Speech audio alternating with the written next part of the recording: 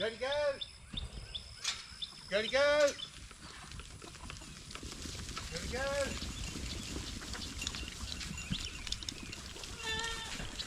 Oh, now.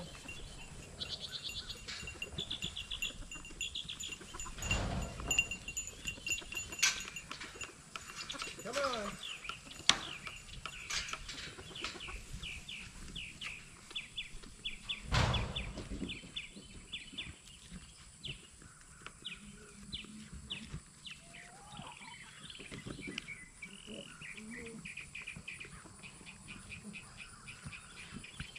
Go with Mama.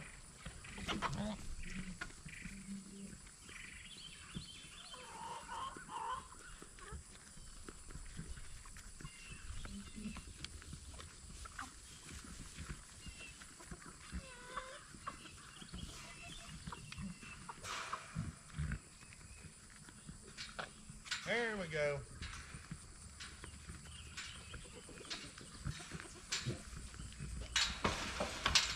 I still got to count, see if I've got one little bitty one missing.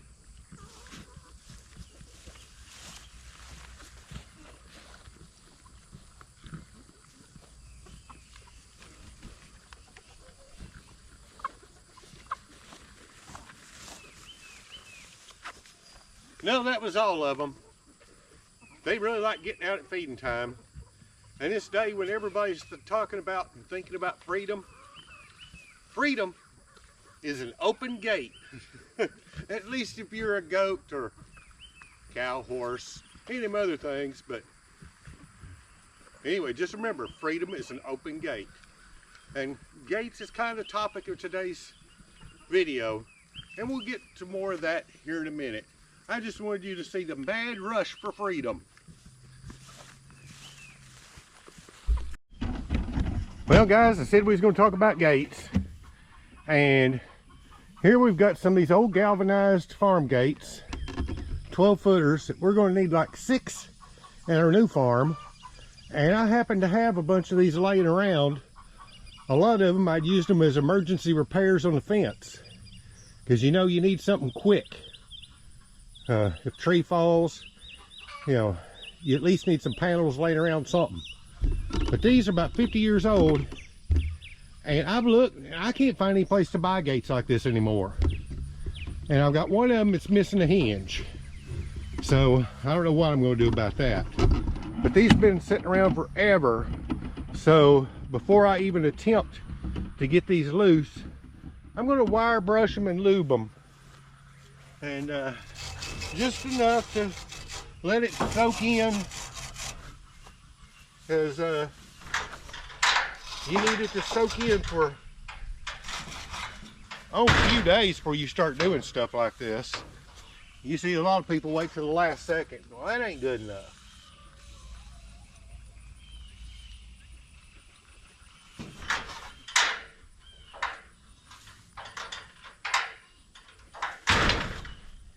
I'll get that other one off camera.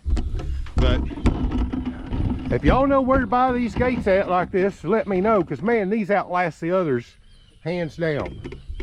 I've got one in here in the corral that I know for a fact my folks bought it in the early 1970s, because it stayed out there at the end of the gate or into the driveway for 30 years until we took that fence down. And now it's been back over here for the last 20. It's still like new. Try that with them tubular things you buy at the big box store now. Ain't happening. So anyway guys, I'll get back with you probably next weekend before I start to take these apart. So hang on, we're gonna do something else. Okay guys, now we're experimenting. Last time I pulled this trailer about a month ago, I hauled our little Kubota backhoe down to the other farm. And it only weighs 4,000 pounds.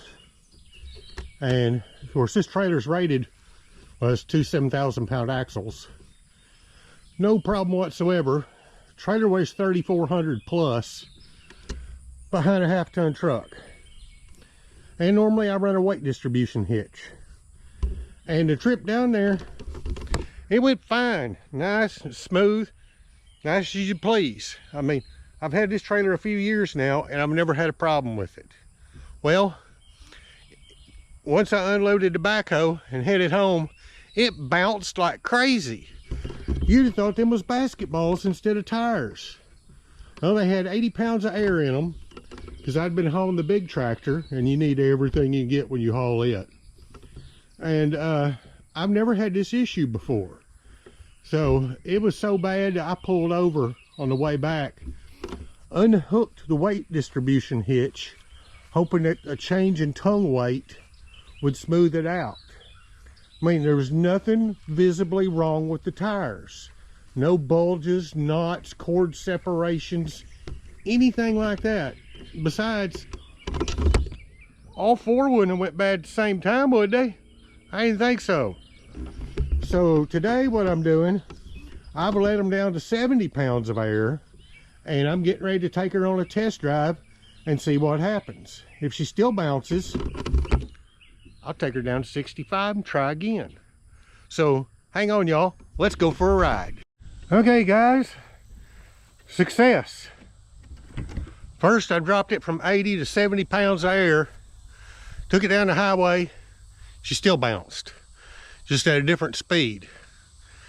Then I pulled over and I dropped them from 70 to 65.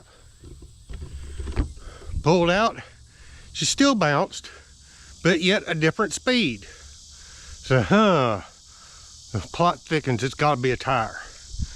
So I come back and dropped it in the shade, and because this heavy duty thing has got twin jacks, I was able to put them jacks down the front, and then I only had to use my one high lift jack here in the middle of the back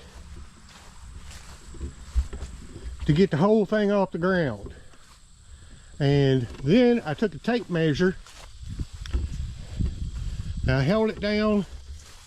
I ain't going to have enough hands to do this. Held it down here like this, and it spun the tire. And this one, she's about a ½ inch out of round. The other three seem fine. It's just hard to believe that you couldn't see that with the naked eye, and that one tire could make that thing bounce like that. I ain't never pulled a trailer that bounced like that. You guys ever had anything like this happen?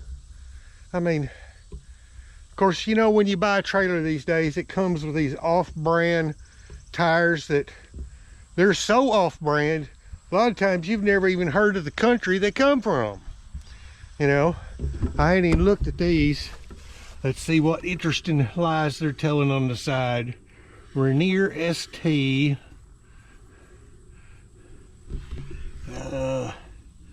Tubeless. I may have to get glasses to read the sides of the... Made in China. Okay. Well, I have heard of that place. That's that spot where they make everything out of Chinesium. It's like a very plentiful but pathetic material that they're making everything out of. Okay, well, it sounds plausible. So it looks like I've got a new tire in my future. And then the question is, okay, if this one went bad this soon, how far behind are the others? And a couple $100 a tire, do I want to buy 4 tires? Or do I want to buy 1 tire and risk the other 3 surviving? I've got to make a lot of trips this summer pulling this thing, though most of the time it isn't going to be heavily loaded. But you know, it's 5-hour trips each time. I don't know, I'm wanting to just do 1, and then if it starts bouncing again, I know it's one of the other 3. Ain't that right? Yeah, that's right. I'm gonna go ahead and take this other one off and throw it in the back of the truck for a trip to town next week. So anyway, guys, hope that you found an open gate to find freedom through this weekend, being our 250th and all. So we'll catch you next time, and I'll leave the gate open for you. Thanks for dropping by.